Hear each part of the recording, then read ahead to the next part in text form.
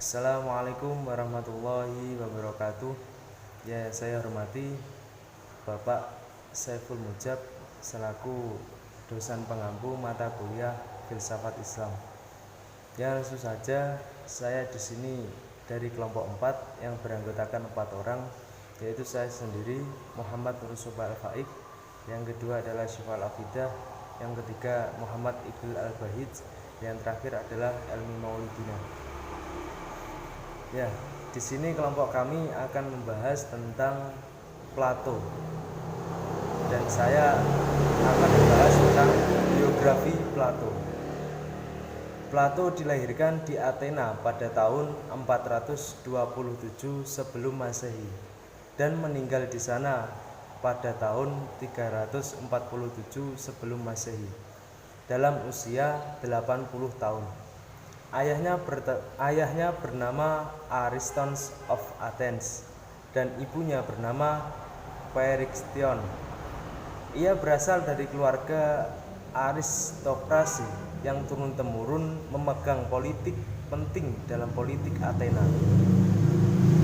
Ia pun bercita-cita sejak mudanya untuk menjadi orang negara, tetapi perkembangan politik di masanya tidak memberi kesempatan padanya untuk mengikuti jalan hidup yang diingininya itu. Namanya bermula ialah Aristokles. Nama Plato diberikan oleh gurunya. Ia memperoleh nama itu berhubung dengan bahunya yang lebar, sepadan dengan badannya yang tinggi dan tegap raut mukanya. Potongan tubuhnya serta parasnya yang elok bersesuaian benar dengan ciptaan klasik tentang manusia yang cantik, bagus dan harmoni meliputi seluruh perwatakannya atau perawakannya. Dalam tubuh yang besar dan sehat itu bersarang pula pikiran yang dalam dan menembus. Pandangan matanya menunjuk seolah-olah ia mau mengisi dunia yang lahir ini dengan cita-citanya. Pelajaran yang diperolehnya di masa kecilnya selain dari pelajaran umum adalah menggambar dan melukis, disambung dengan belajar musik dan puisi. Sebelum dewasa, ia sudah pandai membuat karangan yang bersanjak. Sebagaimana biasanya dengan anak orang baik-baik di masa itu, Plato mendapat didikan dari guru-guru filosofinya. Pelajaran filosofi mula-mula diperolehnya dari Kratilos. Kratilos dahulunya murid Herakleitos yang mengajarkan semuanya berlalu seperti air. Rupanya ajaran semacam itu tidak hinggap atau tidak dianggap di dalam kalbu aristokrat yang terpengaruh oleh tradisi keluarganya. Sejak berumur 20 tahun, Plato mengikuti pelajaran Sokrates. Pelajaran itulah yang memberi kepuasan baginya. Pengaruh Sokrates makin hari makin mendalam padanya. Ia menjadi murid Sokrates yang setia. Sampai pada akhir hidupnya, Sokrates tetap menjadi pujaannya.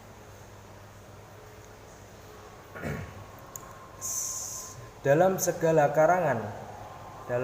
karangan yang berbentuk dialog, bersoal jawab, Sokrates kedudukannya sebagai pujangga yang menuntun. Dengan cara begitu, ajaran Plato tergambar keluar melalui mulut Sokrates. Setelah pandangan filosofinya sudah jauh menyimpang dan sudah lebih lanjut dari pandangan gurunya, ia terus berbuat begitu. Sokrates digambarkannya sebagai juru bahasa isi hati rakyat di Athena yang tertindas karena kekuasaan yang saling berganti, kekuasaan demokrasi yang meluap menjadi anarki dan sewenang-wenang digantikan berturut-turut oleh kekuasaan seorang tiran dan oligarki yang akhirnya membawa Athena lenyap ke bawah kekuasaan asing. Ya, itu saja yang bisa saya ceritakan dari biografi Plato. Selanjutnya akan dilanjutkan oleh rekan saya. Baik, di sini saya akan melanjutkan pembahasan dari Mas Faik. Saya akan membahas mengenai idealisme Plato. Tentunya kita bertanya-tanya mengenai apa sih itu idealisme. Idealisme itu sendiri merupakan suatu sistem filsafat yang menekankan pada pentingnya keunggulan pikiran, roh ataupun jiwa dari hal-hal yang bersifat kebendaan atau hal-hal yang bersifat material. Menurut pandangan-pandangan umum yang disepakati oleh beberapa filsuf idealisme, yaitu ada dua. Yang pertama, jiwa atau soul manusia adalah suatu unsur yang paling penting dalam kehidupan. Yang kedua, hakikat akhir alam semesta pada dasarnya adalah non-material. Aliran ini berpendapat bahwa kenyataan yang sesungguhnya bersifat spiritual atau ideasional dan beranggapan bahwa pengetahuan yang didapat melalui panca indera belum mencapai kebenarannya.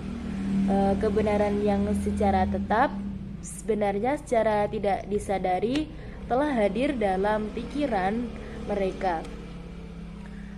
Anggapan tersebut berakibat bahwa setiap manusia mempunyai jiwa yang hadir terlebih dahulu sebelum kelahiran raganya, yang hidup dalam dunia spiritual dari bentuk sempurna atau ide-ide. Menurut mereka, dunia hanya merupakan suatu tiruan belaka. Sifat dunia yaitu maya atau hanya bayang-bayang yang menyimpang dari kenyataan yang sebenarnya. Seringkali seseorang tertipu oleh kesaksian indera yang dimilikinya, sedangkan pengetahuan yang didapat dari akal budi justru dianggap sebagai pengetahuan sejati yang benar. Jadi, dunia pengalaman atau alat-alat indera disebut sebagai dunia semu atau dunia bayang-bayang. Sedangkan dunia idea atau dunia akal budi disebut sebagai dunia asli. Dunia atau disebut sebagai dunia yang sesungguhnya. Oleh karena itu, aliran ini disebut sebagai aliran idealisme karena pengetahuan semata-mata hanya bersumber dari akal budi manusia. Baik, mungkin itu saja yang dapat saya sampaikan. Untuk penjelasan yang selanjutnya akan dijelaskan oleh teman saya, yaitu Muhammad Iqbal Al-Bahij. Sekian dan terima kasih. Assalamualaikum warahmatullahi wabarakatuh. Perkenalkan, nama saya Muhammad Iqbal Al-Bahij, NIM 933806620. Saya di sini akan melanjutkan materi dari Mbak Syifaul Afidah, yakni nomor 3 adalah konsep keabadian menurut Plato. Plato mengetahui bahwa jiwa itu bersifat abadi, tetapi bila mana kita masuk ke dalam pandangan etikanya tentang manusia, Plato tidak mengetahui bagaimana jiwa terjadi jiwa abadi atau bagaimana nasib jiwa terwujud. Plato masih percaya terhadap gurunya yang bernama Socrates yang telah mengajarkannya bahwa masa depan jiwa itu tertutupi dalam ketidaktahuan dan misteri.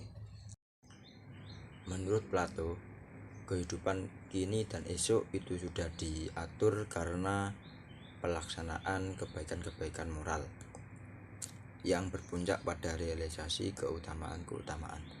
Kegiatan moral ini bertentangan dengan ketidaktahuan dan kegilaan oleh karena tubuh, dan berseberangan dengan akses-akses penikmatan atau penyebab-penyebab fisiologis. Oleh karena itu, kebajikan lahir dari pembenaran yang rasional dan dari kebaikan-kebaikan yang agung. Jika kebajikan mengalir dari kebenaran, maka yang menyertainya adalah etika yang berbentuk privilege kehidupan para filsuf. Dengan itu, Intelektualisme Sokrates dalam bidang-bidang moral juga direfleksikan dalam Etika Plato. Yang keempat adalah teori manusia goa. Plato berusaha seoptimal mungkin untuk mensosialisasikan ide gagasannya dan juga gagasan gurunya yang bernama Sokrates tadi dengan mendirikan kumpulan diskusi atau biasa disebut akademi yang diberi nama Akademi Filsafat Plato. Dari aktivitas di akademi inilah berkembang berbagai wacana atau teori. Salah satunya adalah teori atau konsep mitos atau biasa disebut dengan myths of the cave. Dalam teori ini diulas secara panjang lebar tentang berbagai risiko dan konsekuensi seseorang jika tidak memiliki banyak ilmu pengetahuan atau wawasan. Orang yang tidak memiliki pengetahuan atau berwawasan sempit, ia tidak akan mampu memahami secara baik dan tepat atas berbagai realitas yang ada di dalam kehidupannya. Orang yang wawasannya pengetahuannya sempit oleh Plato diibaratkan orang yang baru keluar dari dalam gua. Pandangannya silau dan tidak jelas, kabur, sehingga tidak bisa membedakan mana yang hitam dan mana yang putih, dan tidak bisa membedakan mana yang baik dan mana yang buruk. Juga tidak bisa membedakan mana yang lurus dan yang bengkok. Mungkin itu yang bisa saya sampaikan. Bila ada kesalahan atau tutur kata, saya minta maaf yang sebesar-besarnya. Bismillahirrahmanirrahim. Assalamualaikum warahmatullahi wabarakatuh. Saya Elmi Maulidina, NIM 933806720, akan melanjutkan materi yang telah disampaikan oleh Iqril Al-Bahij, yakni tentang manusia dan negara menurut Plato. Jadi menurut Plato, manusia itu terdiri dari ruh atau jiwa dan juga badan. Dan juga jiwa itu lebih dahulu ada sebelum dijatuhkan dan disatukan dengan badan. Jadi menurut Plato, manusia atau pribadi merupakan jiwa sendiri. Dan juga badan itu sebagai alat yang berguna sewaktu manusia masih hidup di dunia ini. Dan juga sebagai pemberat usaha jiwa dalam mencapai kesempurnaan, yaitu kembali lagi kepada dunia ide. Persatuan jiwa dengan badan merupakan hukuman kepada jiwa karena kegagalannya dalam memusatkan perhatiannya terhadap dunia ide. Jadi, manusia itu juga memiliki praeksistensi, yaitu manusia itu telah ada sebelum disatukan dengan badan dan sebelum dijatuhkan di dunia ini. Selanjutnya yakni jiwa itu lebih unggul daripada badan. Dan juga manusia itu mempunyai dua pengetahuan, yaitu pengetahuan yang umum dan juga pengetahuan yang khusus. Pengetahuan yang khusus itu diperoleh melalui pengamatan, dan pengetahuan yang umum itu harus dibedakan tempatnya. Biasanya pengetahuan umum itu disebut dengan dunia ide. Menurut Plato, tujuan kehidupan manusia di dunia yaitu untuk mencapai kebahagiaan dan kesenangan. Maka dari itu manusia harus berusaha untuk mencapai hal tersebut. Dan juga menurut Plato, kebahagiaan dan kesenangan itu bukanlah hanya sebatas sebagai pemuas hawa nafsu belaka. Akan tetapi Plato juga konsekuen dengan ajarannya, yaitu dunia dibedakan menjadi dunia ide dan juga dunia indrawi. Oleh karena itu, dalam mencapai kebahagiaan dan kesenangan hidup, manusia harus melihat dari dua sisi dunia ini. Menurut Plato, dunia ide merupakan dunia yang sebenarnya, sedangkan dunia indrawi merupakan realitas bayangan. Yang selanjutnya yakni negara menurut Plato. Menurut Plato, hasrat manusia untuk bernegara bukanlah merupakan keinginan untuk membangun suatu negara, akan tetapi merupakan kelemahan yang memaksanya untuk hidup secara kolektif. Pandangan Plato tentang negara itu masih terikat pada masanya. Ia lebih memandang ke belakang daripada ke depan. Dan juga Plato berpendapat bahwa dalam setiap negara, semua manusia dan golongan merupakan alat untuk mencapai kesejahteraan. Kesejahteraan inilah yang menjadi tujuan utama dan juga untuk menentukan nilai dalam pembagian pekerjaan. Demikianlah presentasi dari kelompok kami. Apabila ada kesalahan mohon dimaafkan. Wassalamualaikum warahmatullahi wabarakatuh.